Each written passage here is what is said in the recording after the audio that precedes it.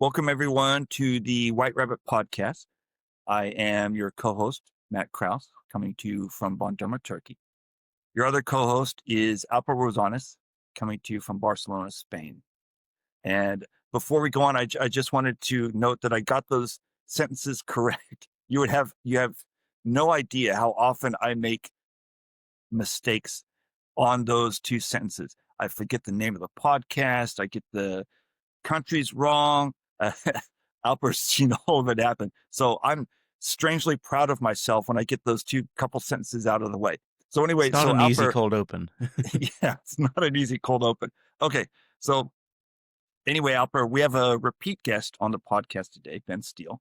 I've been waiting for this. And Ben was on the podcast very recently, I think less than a month ago, in fact. And in that episode, we talked about the workings of AI, or more accurately, LLMs, large language models, like ChatGPT and Gemini and Claude and stuff like that. And more specifically, we talked about what those things mean for us with our presentation. But we wanted to hear more about that LLM subject. So we brought Ben back on the show today. So welcome back, Ben. Thanks for joining us again. It's a pleasure to have you with us today. Say hi to our listeners. Hi, everyone. Thanks so much for having me back. And for those of you who missed the earlier episode with Ben, Ben lives in a town just outside of Boise, but he works remotely as a content marketing specialist for a marketing agency called Siege Media. And before the Siege Media gig, he was a managing editor at the magazine's Search Engine Journal. And now, Ben, help me out here. Let's finish up this intro so we can dive into the main topic for today. Is there anything that our listeners should know about you that I forgot to mention here? I think that's great. No, I think we're good. That's a great way to start. Okay. And Ben, one more thing before we get started. Ben, if our listeners want to get in touch with you after the podcast, where can they Mhm. find you? Yeah, I'm most active on LinkedIn, so linkedin.com/in/bjsteele. Okay. And so the starting point for today, which, by the way, is a question that comes to us from one of our listeners, Maarten. And shout out to Maarten. Hi, Maarten. Thanks Hi, for Maarten. writing in. Yes. So this one is for Maarten. So one of the questions Maarten asked, I'll read it word for word, straight from Maarten's mouth. But one thing before I do, Maarten's question uses a word that we used a lot in the previous episode. So if you caught that episode, you're going to be familiar with that term already. But if you didn't catch that episode, that term will be new to you. And the term is flattening. And roughly speaking, it means the return to average, or in other words, LLMs, they take in a lot of data and then they average it. And so what you get is the average of everything it read. Not the best of what it read, but just the average of what it read.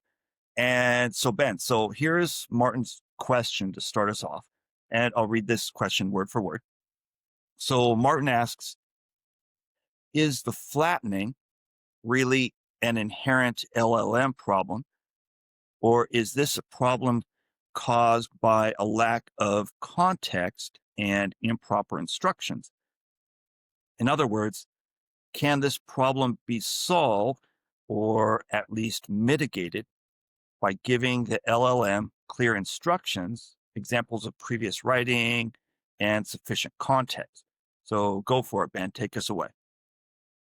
Yeah, sure. That was a great definition of flattening. It's an alternative is, and I take this from Stephen Klein, is regression to the mean, which is the more like mathy statistical law about what is happening in the back end in the training data of a language model, right? Um, and it also applies the way Steven uses it. He's, by the way, a founder of an AI company and a professor who teaches AI ethics at Berkeley, so this is not like just a guy with an opinion. And the way he uses it is that regression to the mean can also apply to you if you use the same tool with the same data set too much, right? So first off, this is a great question.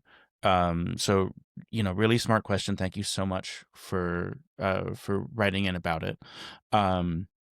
My short answer, and then because the long answer involves a lot of meandering, so I want to Okay. get to the short answer first. Sure. The short answer is yes, flattening is an inherent problem in LLM technology. You Okay. can't escape it, but you can mitigate it with the things that you mentioned. So examples, context, and stuff like that. And so it's about, I don't think you're a bad person. I don't think you're a stupid person if you use LLMs. It's about being aware of the limitations inherent in the models. Okay. And then when you're aware of that, if you choose to use them, you can use them in ways that are better and to the extent that you can, ethical, right? Um, so here's where we kind of get into the nitty gritty. There was a piece of the comment that mentioned, after all human writers draw from previous texts too. And so the question is about like, hey, there's so much knowledge and LLMs take in so much data, like, why does that make things worse, right? Yeah. Yeah. So there's an assumption that I want to pick apart that a lot of people have about large language models and about humans. It's very important to get to the bottom of in order to understand why this problem exists, because there's a lot of counterintuitive stuff going on here. So it's very easy to argue and very easy to believe that AIs and humans learn in the same or similar ways. They don't. It's not a good comparison. It's apples to oranges when we're talking about learning and how we interpret and process and then produce our own things out of data. On the surface, it looks like a very similar process, but it's actually not. My simple explanation is humans curate, language models aggregate. Your learning process is selection. You weigh everything differently, and much of the time you're not even aware of the fact that you're weighing it differently. That's not how LLMs are trained, especially during pre-training. So I can prove to you that language models and humans don't learn the same way by asking a simple question. If name a language you don't know. Swahili. Swahili. So if you were going to learn Swahili, would the first thing that you do be to read 2,000 books in Swahili with no other context? Absolutely not. Yeah, or the entirety of a Swahili internet archive. No, absolutely not. Would you copy every single word and then calculate the probabilities of the words appearing after one another? Would No, that I be how wouldn't even know you how as to a do that. human learn a language? No, that's not learning a language. That Okay. if you were to do that, what that would be is learning how to predict the order of letters and words in a language, right? That's a very important difference. And that's what LLMs do during their pre-training process, right? They engage in self-guided statistical analysis of more data than a human could possibly evaluate in a lifetime. Okay. It's very different. So when you think about how you learn, you don't recall every single thing you've ever read, and you don't weigh every single word you've ever read with the same importance. That's what LLMs do, right? So a human, we learn as we go. And an LLM doesn't. It takes in the massive amount of data and then it goes at it, right? It's not how we work. So imagine taking like a blank slate, like a blank machine or a person, and you've wiped their memory and they've never been on the internet before, right? And you read them all of Wikipedia and all of 4chan, and they don't know what truth means. And then after you've given them all of Wikipedia and 4chan to read, you say, okay, here's the definition of truth. Let's go back to everything you've just read and apply it. Does that sound like a great way to teach something what good or true or factual is? Ben, what's the second source you mentioned? Not Fortune, right? 4chan, yeah. The 4chan. magazine. No, No, sorry, not Okay. Fortune, 4chan. It's a if you're it's a bad website. Okay, I'm not familiar with that. That's why I was wondering what it is. Okay. Yeah, I was like, wait a minute, 4chan. It's like where all the crazy people are. Yeah, all the haters and stuff. There's a high probability that LLMs have taken some of that data in, right? Because they scraped pretty much the whole internet, right? So most of the time their sources come from Reddit, by the way, and sure, Reddit. Reddit. That's a nice reflection of humanity, I think, going on in there. Yeah, and so what I'm trying to prove here is that volume is not a competitive advantage if you have no way of understanding, like if you're not analyzing it qualitatively, right? So a high volume of data is helpful for statistical analysis because it helps you reduce the impact of outliers. That's great for trend analysis. That is a feature. That is what you want. It's not great for ideas, right? So regression to the mean is not always a flaw, but it is a flaw in this context. The more data you have, like as you expand the data set, the less impact that the outliers have, the more homogeneous things get. So an LLM may have read all of human knowledge, thousands upon thousands of books and most of the entire internet, but that doesn't mean you're benefiting from all of that knowledge by using one, because probability solves for relevance, not meaning, right? This is how you get stuff like Google's AI recommending that you add a non-toxic glue to pizza sauce to get the cheese to stick better. It knows that the vectorized entity of glue is relevant to the need of make it stick, but it doesn't understand, without constant human intervention, why that's a bad combination. Right? That is the problem. Is ChatGPT an LLM? This is a basic question, but I don't know the answer. So ChatGPT is a user interface on top of a large language model, right? So the large language model, so for example, Google has been using large language models in search since 2018. And there really wasn't a way for a user to interact with them. So ChatGPT and Perplexity and Google's, like for example, so Google's AI overviews and Google's is also driven by large language model technology, but you don't interact with those; they just kind of pop up. So there is there are layers to it. There's the underlying model, and then you add the interactions on top of it, and that's how you get, okay, now the large language model can search. But that is not, so when you ask a large language model to like search the internet, it's sending little agents out and they're doing queries and pulling stuff back to you. That stuff may or may not be in its training data. That is that's kind of a different layer of activity, right? So the problem with this, right, is I'm not a neuroscientist, I'm not an AI engineer, so there's a lot of information I'm taking from other people here. By the way, I'm doing this in a human way, not an LLM way, because I'm selecting, not aggregating. Stephen Klein, again, I invoke him a lot because he says some cool stuff. He describes LLMs as essentially stochastic, probabilistic autocomplete.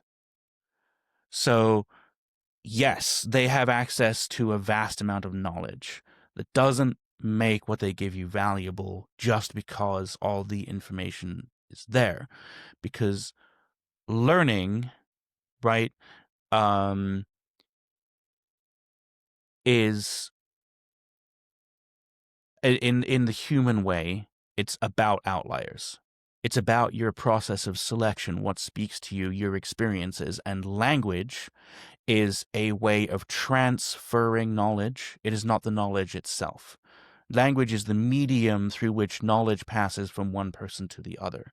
And so if you consider the value of knowledge to be only in a single layer, which is the output, the language, then you've left the path of what knowledge is. And that's the problem with LLMs, is they only evaluate that transference layer, right? So, Ben, I've got one more question for you before I throw it over to Alper. So, Alper, is that cool with you? Because I know you have Sure. a bunch of Yeah, yeah. questions for Ben. Yeah. Okay. So Ben,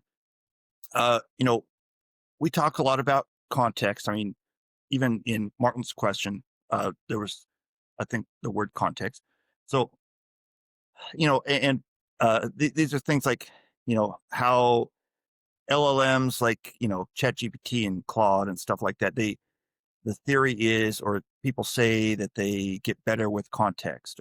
But how do I know what context to give, and how do I know where to stop? I mean, maybe part of my idea was inspired by the fact that the tree outside is green and the grocery store across the street has a yellow sign. And, maybe those were key parts of my idea, and I don't really even know about that. But so I don't know what's important and what's not.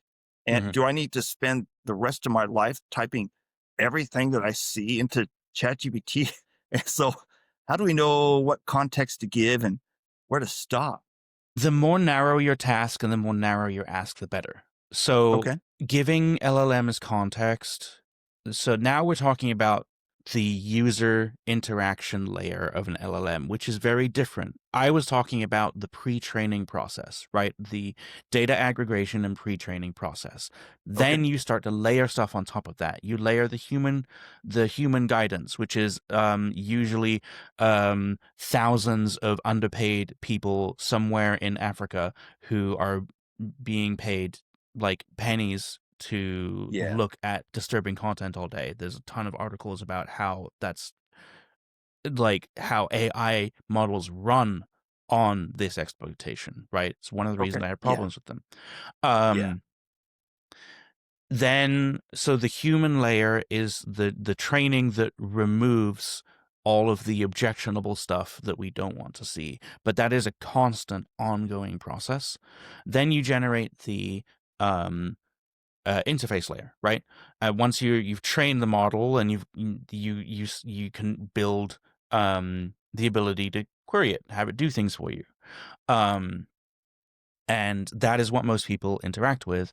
And so that is, another layer on top of the training data.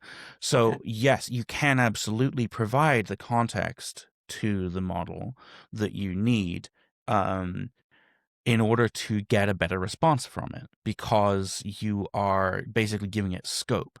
And the models do have like a temporary memory to draw back on what you've said and given them in the conversation that you're having. And as you do that, you can also create and fork off smaller models. So a lot of people will say that, I trained a LLM to write like me, right? So there are things that is all, unless you're doing what you have to realize is, unless you are literally building a model from the ground up, you're doing all of that on top of the pre-training process, which creates the regression to the mean problem. I see. Right. I see. So, so that's why my answer is yes, you can reduce the problem, but you can never escape it. And you have to realize that, and if you're going to interact with these tools in a way that doesn't atrophy your skills, right? So for me, and here's kind of where I get a little fiery about it, is I am a writer, I'm a communicator. The last thing I would ever do is train a language model to write like me and then use it to create content. In my opinion, I'm not trying to judge what you do with your things, listeners. This is my opinion about what I do with my time and my art, right? My opinion, what that would be, is handcuffing my future potential to my current capabilities. Oh, wow. Because everything I do, if I am using the model and I start to rely on it to help me do stuff, everything I then do is anchored in the past of my work. And I'm not building on it. I'm Uh-huh. asking the model to use it as a filter. Right? So that is why I would never do, apart from the issues I have with regard to copyright and all that, which is a whole different conversation. I would never give a model that much context in order to help me better, because I think it would make me to me that sounds like creative death. So let me see if I understand you correctly, and then I'm going to throw it over to Alper because I don't want to hog all the questions. I know he has a bunch of questions for you. So Ben, if I heard what you're saying correctly, you were saying that not only are large language models tending to make you average, but they're going to anchor you in what you were, not what you can become in the future. Is that correct? That is how I look at specifically what I'm talking about is the process of giving a model the context it needs to write in my voice, and then asking it to help me develop future content in my voice. Right? Oh, okay. I'm talking about a very specific process here. I want to be clear about that. Yeah, okay. And Alper, I know you have a bunch of questions for Ben. Why don't you go for it? I did. He just shot the second one even before it could take off. It was about how to improve an LLM generated script to make it more humanized or something like that. So I'm going to discard that question even before mentioning it. But Ben, I have another one. In the last episode that we did, you had argued that resonance, as in appealing to someone in a like particular personal or emotional way, is outside the scope of the AI. And if you remember, just to play the devil's advocate, not because I disagree, because I agreed fully, I had counter-argued that there were people forming attachments to AI partners. Yes. How do you reconcile the definition of resonance, in this case, something very unique to humanity, with the emotional attachment some users are developing towards AI entities? Yeah. I think that my first thought is that there is a difference between what I would consider to be resonance and what I would consider to be manipulation. I just talked about the different layers, right? And you have a user interface layer on these models. And the user interface layer is designed by people to get you to keep using it, right? It is intentionally designed to be sycophantic, to deliver to you the responses that the model seems to think that you want. Okay, it's designed to serve you and your needs. And for some people, they turn to ChatGPT to serve their emotional needs. And as a function of its user, of the user interaction, right? The model, that's why one of the reasons they got so sycophantic for a while. Like that is not a flaw of like the training process. That is a flaw in the design of the service, right? Okay. So I would be cautious on assuming that the fact that ChatGPT can encourage people to commit suicide and engage in romantic things with people, I would be careful as characterizing that as resonance, because it feels like manipulation that takes advantage of systemic damage that is done to people's ability to regulate. I don't want to psychoanalyze anyone, right? Yeah. But it feels more like manipulation, right? And if you are using ChatGPT or another LLM, and you're trying to come to a place of human resonance in like a healthy way, that's where I feel like the AI can't really help you. And that's where I stand on that. I'm not saying that humans attach emotional meaning to everything, right? We attach emotional meaning to inanimate objects, to our cars, to our homes, to little knickknacks on our desks. And so a non-living thing that can talk to you and use language in ways that can make it feel like it has an identity and a personality. It uses first-person language. That's really, I find it to be quite creepy, right? But Advanced and creepy, yeah. yeah, but if you don't find it creepy, and sure, fine, you don't find it creepy, that's fine. But the danger there is the anthropomorphization effect, right? You anthropomorphize it, and then you have people being like, I've discovered, like, I turned my ChatGPT sentient. Like, and, it's, yeah. I don't want to be mean. I hear you, yeah. So yeah, we're not talking about, at the end of the day, we're not talking about the same level of resonance when we say the resonance that is unique to the humanity versus the resonance that is almost, let's say, faked by the language model.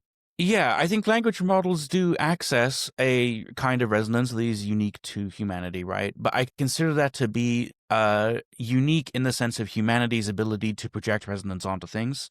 And it has less to do with our ability to communicate with and to touch one another. I wanted to ask if LLMs merely accelerate the human process of generating depressingly active, but at the same time repetitive stuff, what responsibility do you think we have in demanding or rewarding this deadly content, or going the opposite direction? That's a tough one, right? I think that I've seen a lot of arguments about how if you're anti-AI, then you don't win the fight by shaming people for like using a tool. But I think you also kind of do, because user adoption is the thing that is going to make or break whether these tools are successful. So if you have an ethical issue with an AI tool, I do think it's your responsibility to talk about it.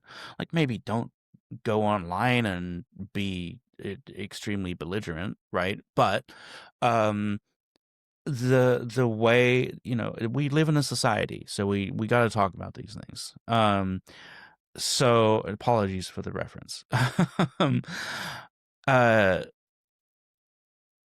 from my point of view, I do think it is our responsibility as individuals, especially if you consider yourself to be a communicator, especially if you consider yourself to be an artist, to understand what these tools are and what they mean and the way they've been developed, and that is in a very exploitative way. So if you're a writer and you love using ChatGPT, that is, I do think there is an ethical issue that you should be considering, right? That the that the LLMs were created in an exploitative way, using the material of people like you with the intent Yes. to replace them and you in the market. That is my biggest problem when it comes to creative people using these tools. I use them because, and I'm a hypocrite, right? I use them because I have to, because I need to understand their impact on my industry. I'm an SEO, I'm a marketer. I cannot avoid AI tool, a generative AI, and I have to be involved in the conversation about how they work and their impact on the industry and ways that people can use them that is part of my job. So yeah, I'm a hypocrite, raising my hand, right? Personally, as a creative person, I avoid them like the plague. When I'm writing my own work, when I'm preparing for podcasts like this, as I intentionally do not use them. Because I consider them to be that damaging to my personal creative process. And I make that personal choice because of my, I wish we had a generative AI that I could feel good about using, but I don't, because I consider them to be powered by theft, right? Yeah. So and they are. yeah. No? And then let's talk about the plagiarism thing. A lot of people get mixed up between copyright and plagiarism. They say, well, copyright's up in the air, it's still being fought in the courts. Plagiarism is not up in the air in a artistic and academic sense, right? The thing about plagiarism is that if you didn't write something, like if you didn't do it, then you have to acknowledge where that content came from. So if you use ChatGPT to generate or influence your script, and you are not very clear about that, I'm sorry, academically, that's plagiarism, right? So if you're a speaker or a writer, I think you should really consider this, right? And if you do work for clients, there is a high probability that anything that you do and where AI is involved in the process, the legal rights to that content are either up in the air or non-existent. So check your contracts, because if you have a contract that says you deliver something to somebody and you guarantee them the rights to it, stay the hell away from generative AI for your protection. I'm not a lawyer. It's not legal advice, but check your contracts. But that makes sense. Yeah. Right? So, for so many reasons, I am involved in the conversation about generative AI and understanding them, working out how they work, working out how to get seen in them for the clients I serve. And for so many reasons, and in my industry in SEO too, I've been talking about my issues with the fact that it empowers Google to basically scrape and steal your content and remove you a step further from your audiences, right? This has been a problem for a while. So I talk about it on so many levels, but I also have to use it. So, and that is the place that a lot of us find ourselves in, that we have to interact with these tools. And so that is my plea, is that if you either have to or you desire to interact with your tools, I can't judge you, but I do implore you to consider the impact on you and your process, and the impact on all the people like you who may be struggling because of these tools. And on the impact of what you will see in the future. I mean, if you want to Yes. get high quality content in the future, then don't contribute to the system that enables the opposite. Or do. Now, I have a spicy opinion about this. Okay. So this is getting spicy. Okay. So, or do. And here's why. Like, I didn't, there's a thing going around LinkedIn lately where it was like, oh, turn off the option that says that LinkedIn can train on your content. And I go, why would I do that? I talk all day, every day about how much generative AI sucks on LinkedIn. I want generative AI to absorb that into its data, right?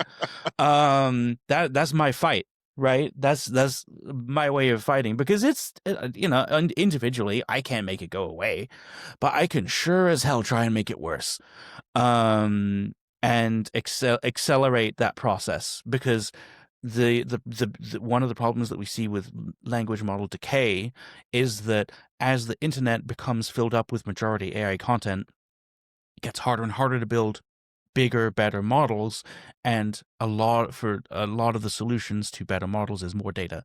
Where does that more data come from? AI. The AI content that's put out on the internet, right? And there's some studies that have demonstrated that if you train AI models on AI content, they get worse. It's the regression to the mean in a cycle, right? It gets worse and worse and worse and worse. So honestly, people crapping out AI blogs and stuff online, there is a part of me, like, obviously I would rather we didn't have slop and in-shitification, but there is a part of me that's like, keep it up. Because every Bring the 1,000 end blog faster. posts, make the snake eat his tail faster, keep it up. Well, each time it's what's the word, Matt? Regurgitated or something like Yeah, that. regurgitating. Yeah. It gets less and more diluted, and in the end, I think we're just going to have just white clear liquid, and that will be the end. Yeah. Well, So- I like that. I like that contrarian view, by the way. Mine is off. Actually, I didn't feel like turning it on, but I like that idea. Yeah, that was a great idea, a great contrarian idea. So it may not be the right way to go about things, but it's my thought. It's my way of fighting my battle, and that's all that I want from everyone, especially individual communicators, individual writers, people who have ideas and thoughts, is remember what you're engaging in. You're engaging in the rounding and the flattening of human knowledge. Yeah. Right. And that does not benefit you, because the progress of human knowledge, as far, in my opinion, mostly due to outliers, right? New stuff. And as hungry as large language models are for new ideas on their information retrieval layer, on their training layer, they cut it out. I think this conversation is coming dangerously close to Morpheus when he said, at the end of the day, the agents are all limited by rules, and that's where you're going to make the difference. I think we're coming to that point pretty quickly. yeah, definitely. And Ben, a few moments ago, we were talking about your contrarian idea, and you weren't sure how it was going to come across. I just wanted to let you know that Alper and I are both very friendly to contrarian ideas. So when we hear a contrarian idea, Alper and I both are probably thinking, "Wow, that's a good one. Way to go!" Yeah. So you're in